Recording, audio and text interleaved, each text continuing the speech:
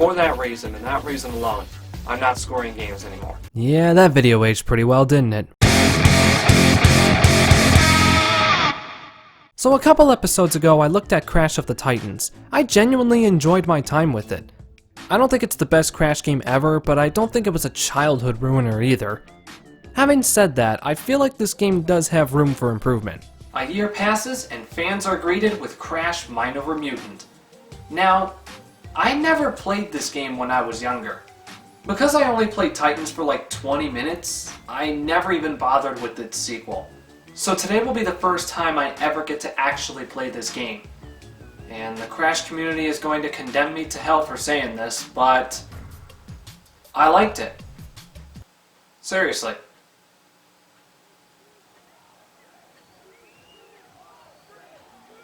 Do you hear something? Oh god, it's another stipulating ripoff. Run!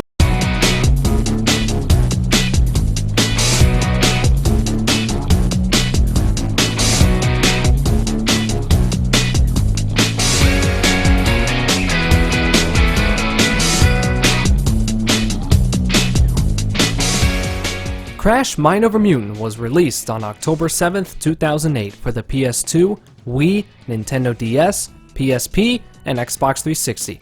It was also released digitally on the PS3. This was the first Crash game to be published by Activision due to the Vivendi merger. The DS version is a slow and clunky side-scroller that plays similarly to the console version of Titans. Also like its predecessor, the console version was ported to the PSP. Those who ended up enjoying Titans were most likely excited to see that there was a sequel coming. However, these same people did not end up enjoying Mutant. Why? Backtracking. More on that later. First, let's get our story out of the way, since it really doesn't do much in the grand scheme of things. The story picks up right where Titans left off. The Doominator is destroyed, and Cortex sends Nina to Evil Public School. He then reunites with... What? I'm not doing the joke. It's old. Well, this is our last ride with Cash Banuka, so what the hell. He then reunites with Dr. Nitrous Brio! And together they create the NV, a mind control device disguised as a virtual reality headset. Meanwhile, the Bandicoots are relaxing on Wampa Island, and Coco is attempting to convert the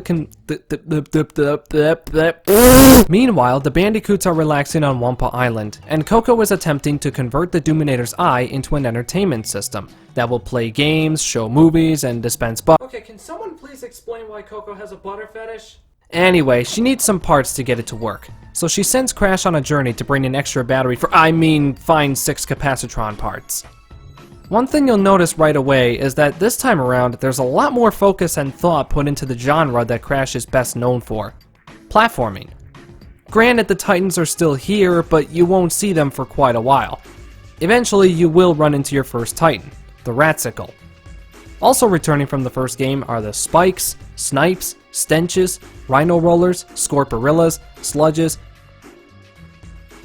and even Yucky! No more Gores, no more Electrics, and no more Shelliphants. In their place, we get 2 new Titans: the Grimly, who can slow down time, and the TK, who sucks. Lousy goyim! Mutant was a massive improvement to Titans in that not only could you finally platform with your Titans, but when you had to climb up walls or dig through the ground, like an actual Bandicoot, you could also store your Titan and jack another one. However, if you have 2 Titans, you have to give up one of them when you have to climb. That's a shame. You may notice a little cursor moving around on the screen, and you probably already noticed it back in my Titans review. Well, you see, the Wii version of the game allows you to use your Wiimote to collect Mojo from a distance, a la Mario Galaxy. So that's pretty neat, and it makes Mojo collecting much easier in my opinion. There are only 3 bosses this time around. There's Evil Coco, Evil Crunch, and Cortex. The voice actors from the previous game return to reprise their respective roles, with Maurice LaMarche coming on to voice Brio. This is where Brio's character really shines. Radical knew what they were doing with this character, and they went for it. Brio behaves like he is supposed to. He constantly goes on about inventing everything, even going as far as to say that he wrote the Bible. Maurice's delivery in all of his lines just makes Brio's character all the more meaningful. Not to say it wasn't meaningful to begin with, just not really emphasized as much as here. The character models look much better in this game. Changes were made to Crunch, Crash, and Coco. It's still not the best she's looked, but it beats the hell out of Melonhead. Crunch looks pretty badass now, until he opens his mouth, of course. Crash also looks pretty cool. He still has the tattoos, but again, that doesn't bother me. Aku Aku, Cortex, Engine, and Nina all look the same. Thank God we don't see Tiny Tyson in this game. The cutscenes are a bit of an interesting topic, as this game plays its cutscenes in different styles of animation, like Muppets, The Matrix, Dragon Ball, South Park, and even the Steamboat Willie days. I'll admit, these are pretty cool. I always found it funny how one cutscene, Crash can look like a piece of wet feces, and the next he can look like an absolute badass. I like these. And of course, these cutscenes are accompanied by, believe it or not, really decent dialogue. With the exception of Engine, I never found anybody to be obnoxiously annoying. At this point, Radical had established the characters and their traits, and honestly, I think this is the best we see out of it. Mark Barrow returns to compose this game's music, and this time, it's not copyrighted! Mind Over Mutant music for everyone! The music in Titans was good, but this soundtrack seriously slaps, no exaggeration.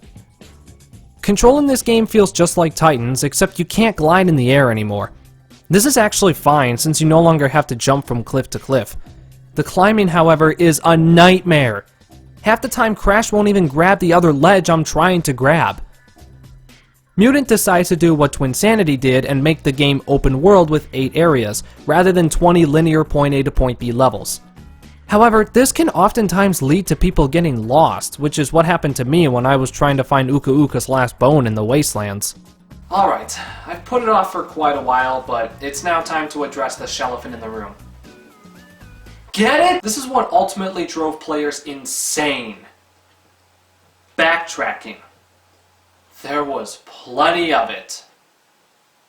For only the first half of the game, really. When you go to the gate to the ice prison, the game will tell you that you need to find a Rhino Roller in order to open the gate. So you go all the way back through the Ice Kingdom, back to Wumpa Island, and over to the Wastelands. But before you do that, you must first encounter the Scorporilla again. I don't know about you guys, but it feels like she was seriously nerfed. Anyway, after you trek through the Wastelands, you find the Rhino Roller, take it all the way back to the Ice Kingdom, only to find the game is giving one to you, already stunned and ready to jack. I guess they did that just in case you lost your Rhino Roller on your way back, which is what happened to me. But still, why would Radical do such a thing? After that, you help Nina with her school project, then go all the way back through the Ice Kingdom to Wumpa Island. Then you have to go through this area again, stun and jack the hero Spike, and defeat the other Spikes. After this, the game just sends you straight to the deserts, and even back at that gate you couldn't access earlier. After all of that garbage, that was that. The rest of the game went pretty smoothly. Again, the backtracking plagues the first half of the game, but once you get into the second half, it's quite frankly very tame. I know you have to revisit the Wastelands, Wumpa Island, and the Ice Kingdom to find Uka Uka's bones, but the game shows you where to go with different paths that lead to the mutants, as well as portals that let you warp to the areas with relative ease. Uka Uka feels sympathy for us for once. Of course, you will have to go through Mount Grimley a second time to bring the bones back to Uka Uka, even though he already has them, but I still don't mind it. Once all that is complete, then it's off to Cortex's space station. We get there via a portal inside the Doominator's head. Yeah, I'm not even going to try to logically explain that. Here we have a series of platforming segments split into 2 rooms. By hitting these switches with a spin drop, you can access the rooms in the space station. This one has you trekking across a bottomless pit while trying not to get rolled off by these giant barrels, or sniped by these things that look like toilets. The Spybots got some upgrades, huh? I hate these things because they constantly fire at Crash, so if you get hit, Crash will die, and you will have to start over. Look here, I got close to the end of the room, but the damn Spybot once again is spamming rockets at me. I get hit, then die, then get sent back to the beginning again. Motherfucking cunt!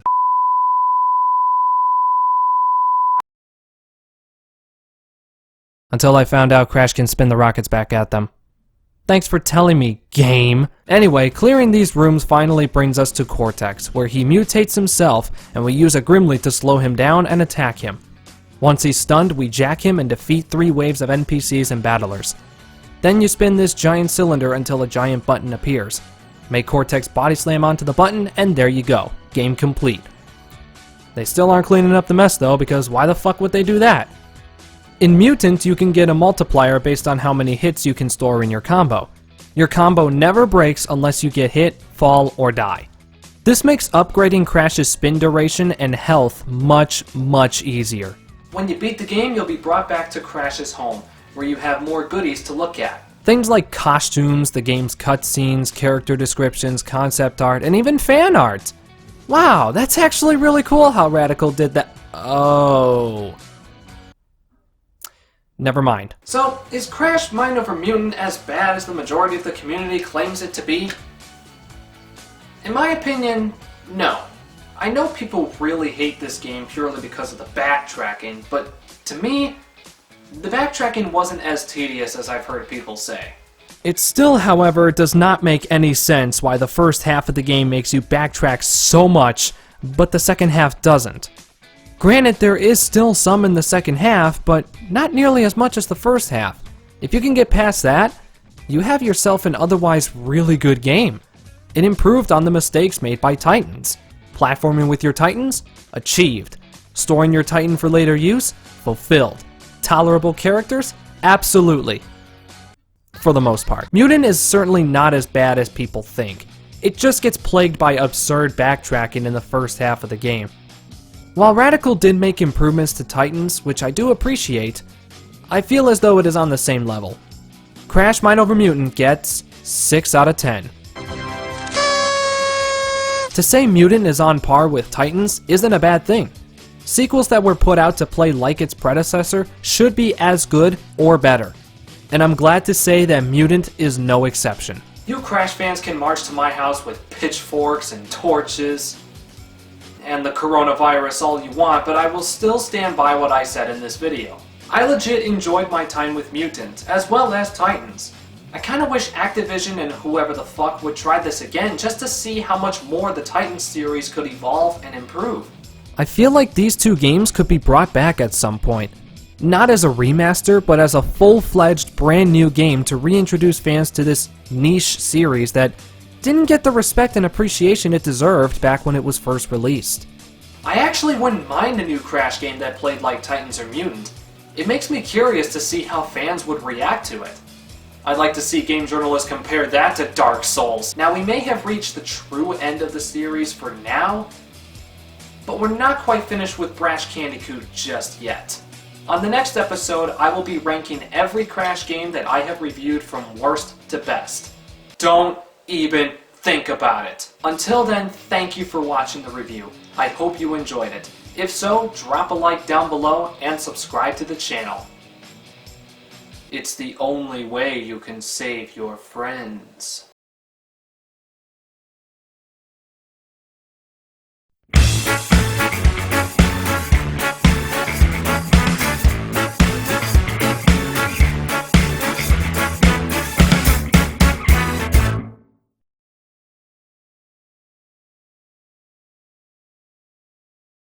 Rosebud. Yes, rosebud frozen peas, full of country goodness and green penis.